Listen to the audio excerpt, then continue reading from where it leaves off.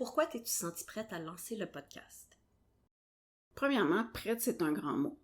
Dans le fond, je le fais parce que j'ai toujours rassemblé l'histoire des gens, mes histoires. J'ai toujours sorti des connaissances de ces histoires-là, de ces expériences-là.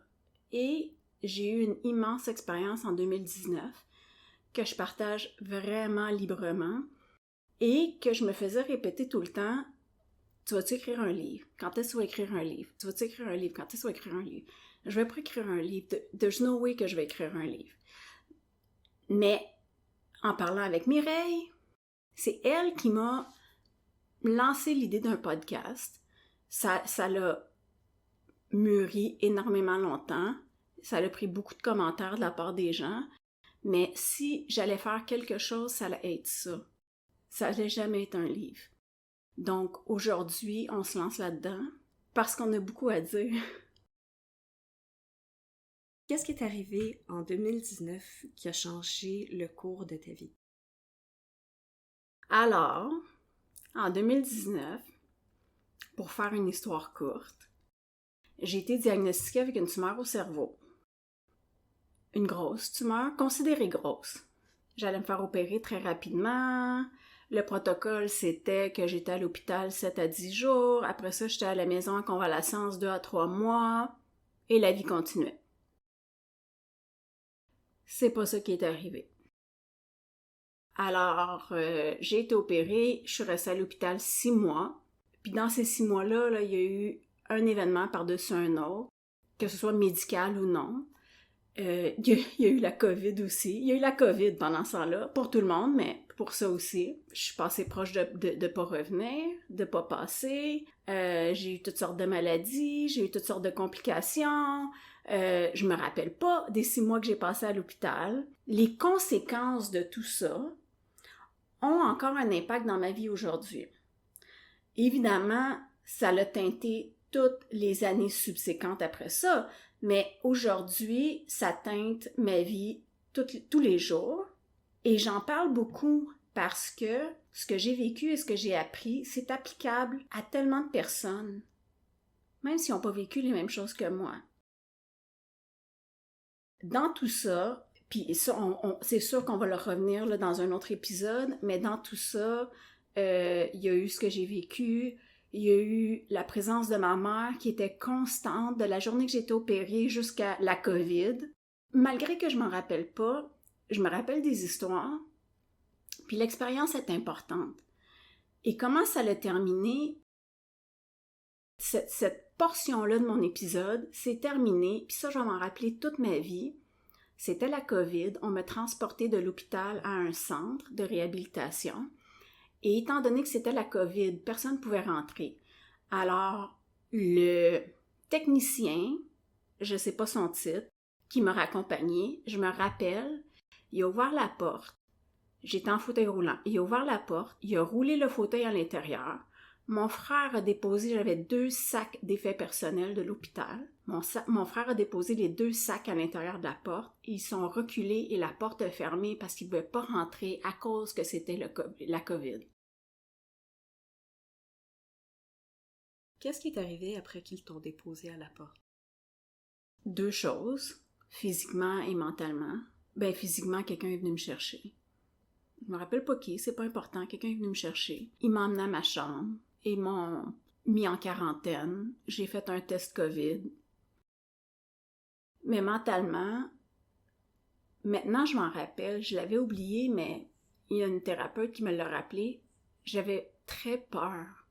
J'étais très nerveuse parce que je savais pas à quoi m'attendre. Je suis sûre qu'ils me l'ont expliqué. J'avais un trouble de mémoire, il s'est passé tout ce qui s'est passé, mais j'avais très, très peur. Puis ça je me rappelle du sentiment. J'avais très peur, j'étais très anxieuse, je pensais qu'il allait me mettre dehors, je pensais pas qu'il allait me garder, puis je savais pas qu'est-ce que ça voudrait dire. Et rappelons-nous que pendant 6 mois à l'hôpital, moi je me rappelle de rien. Donc là, ça fait quelques jours, quelques semaines que je commence à comprendre consciemment même que j'existe. Puis là, je peux plus marcher. Je suis en couche. Je vois juste d'un œil. Je vois des 2 yeux, mais séparés. Donc, j'ai un œil de caché. C'est la COVID. Je le savais pas encore, mais j'ai perdu une partie de mon goût. C'est sûr que c'est ma réadaptation qui n'était pas prévue. Ça, c'est une autre chose. Je m'en vais dans un centre de réadaptation. Qu'est-ce qui se passe? Moi, je comprends rien. La prise en charge est complètement excellente. Les thérapeutes sont complètement excellents. Les préposés, les infirmiers, infirmières, tout le monde est complètement excellent.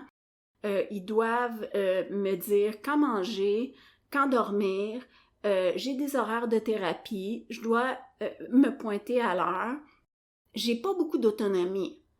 Et pour certains, puis je me suis fait dire, moi j'ai même pas remarqué, c'est vu comme négatif parce que je suis une adulte. Mais j'étais pas en état d'être autonome. J'étais vraiment pas en état d'être autonome. Donc, la réadaptation commence. La première chose, la plus importante, c'était on te donne un fauteuil roulant. Pour moi, ça a changé ma vie parce que à l'hôpital, je marchais pas, on me déplaçait dans un lit, j'avais aucune autonomie de déplacement. Là, on me donne un fauteuil roulant que je suis capable d'aller aux toilettes, je suis capable d'aller à la salle à manger, je suis juste capable de sortir de ma chambre. Donc, réadaptation, une chose à la fois, on commence par marcher, l'équilibre. Bon, les repas qui sont vraiment pas bons, mais moi, je comprends pas encore que j'ai un problème de goût. D'autres patients me disent que c'est pas bon. Moi, je comprends pas que leur pas bon, c'est pas mon pas bon. Beaucoup de défis inattendus parce que, je m'attendais pas à avoir à marcher. Tu sais, j'ai un trouble d'équilibre à ce moment-là. OK, je m'attends à rien. Rien dans tout ça, je m'attends. J'étais supposée rentrer chez nous, être en convalescence pendant 3 mois. Ça a été, pour moi, là, in hindsight, en regardant à l'arrière, ça a été une super belle expérience parce que, j'ai énormément évolué. Les gens, tu sais, tous hyper compétents, super, sens de l'humour, ce que j'aime. J'ai été là 3 mois et demi, et j'ai énormément avancé, j'ai énormément évolué. Fait que c'est sûr que c'est super motivant. Jusqu'à ce qu'à un moment donné, puis là, moi, j'ai aucune planification, là, j'ai aucune capacité de planifier, mais à un moment donné, on me dit, tu sais, Monia, si tu peux pas être autonome dans ta médication, on peut pas te renvoyer chez vous. OK, nouvelle information.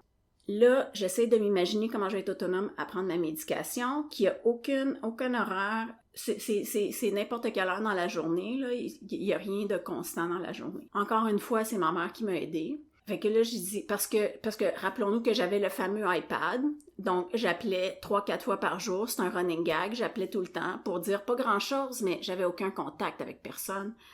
Fait que là, ma mère, elle me dit, mets des rappels sur ton iPad. J'étais tellement loin, on s'entend là, on est en 2020, j'ai 40 ans.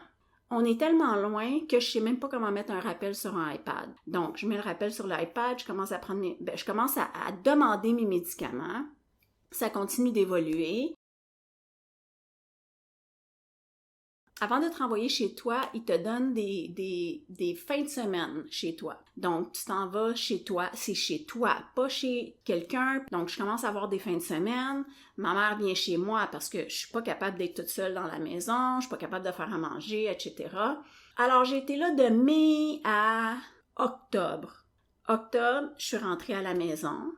Ça aussi, ça a été tout un événement. Là. On s'entend, j'étais supposée partir 7 à 10 jours, je suis partie 9 mois et demi. Ça a été tout un événement pour tout le monde. Là, j'arrive à la maison. Tu sais, à chaque fois, je vais le dire, mais tout a changé. J'étais supposée revenir après 7 jours. Je reviens à où est-ce que j'étais. J'ai un trouble d'équilibre. Je suis maintenant en canne quadripode. Ma vision, elle a changé. Mon goût, il a changé. Que j'ai pas encore... Je pense que je l'ai pas encore déterminé. Puis là, il y a tout un nouveau... Parce que j'en avais pas assez. Il y a tout un nouveau set de défis. Donc là, on commence à adresser les défis qu'on appelle les activités de la vie quotidienne. Est-ce que tu es capable de mettre un chaudron sur le poêle? Est-ce que tu es capable de mettre une lasagne dans le four? Est-ce que tu es capable de laver ton plancher, passer ton balai, mettre tes bas, mettre tes pyjamas, monter, laver la toilette? Donc, puis là, on peut en parler là, toute la vie. Pensez dans une année, tout ce que vous faites. L'hiver, on a tout un set d'activités. L'été, on a tout un autre set d'activités. Alors là, commencent les activités de la vie quotidienne. Dans ce temps-là, j'étais en réadaptation dans un centre externe, ce qui veut dire que j'avais des rendez-vous, j'y allais 2-3 fois par semaine. On travaillait, on avait des objectifs, on travaillait sur des objectifs précis. Comme je disais, mais être capable de prendre un chaudron plein d'eau, le mettre sur le poêle, être capable de mettre ta lasagne dans le four, être capable de sortir ta lasagne du four parce que le four est chaud et la lasagne est lourde. La douche. Pas la prendre. La prendre, c'est une chose. La laver, c'est une autre chose. Le bain, la même affaire. Toutes sortes d'affaires. Donc là, on parle de octobre. Non, c'est pas vrai. Décembre, parce que j'ai eu la radiothérapie avant. Donc, décembre à mi-mars, avril. 3 mois et demi. Super intéressant. Pour moi, la méthode qu'on utilise, c'est la méthode Scrum, que je connaissais au travail. Fait que pour moi, j'étais en terrain connu. Puis j'étais bien excitée, j'étais très excitée là, de mes objectifs, puis mes thérapeutes, puis mon avancement, etc. Encore une fois, ma mère était là, ma mère elle est restée chez nous pendant 3 mois. Elle a été la personne la plus influente sur ma réadaptation. C'est une personne de solutions, c'est une personne d'idées, c'est une personne de t'as marché pas de canne entre ta thérapie puis ta chambre? Ah, ben à la maison, tu vas marcher pas de canne. C'est vrai, c'est moi qui l'ai fait, Mais je veux dire, aujourd'hui, je marche pas de canne. Ça avait jamais été prévu. Ben, c'était ça, la réadaptation. Et puis, à un moment donné, j'avais plus d'objectifs d'activité de vie quotidienne. Je commençais à avoir des objectifs, on va les appeler flyers, OK? Donc, moi, j'étais une grande voyageuse. Alors là, je commence à donner des objectifs de transporter 2 valises de 27 kilos, etc. Alors là, il était temps que je parte. Parce que quand t'es rendu là, t'as fait le bout de chemin que t'avais à faire. Alors, ben ils m'ont laissé partir, sachant que mon dossier restait ouvert pendant un nombre de temps jusqu'à ce que je retourne travailler. Parce que quand tu retournes travailler, après ça, tu as d'autres défis et il y a d'autres thérapeutes pour t'accompagner. Donc, je retourne à la maison. Ma mère, elle est là. Oui, elle est là à la maison. Éventuellement, elle part. À savoir, ben justement, puis ça c'est super important, est-ce que je suis capable de rester toute seule dans ma maison? Est-ce que je suis capable d'être sécuritaire dans ma maison? Tu sais, est-ce que je ferme le rond quand je finis de faire à manger?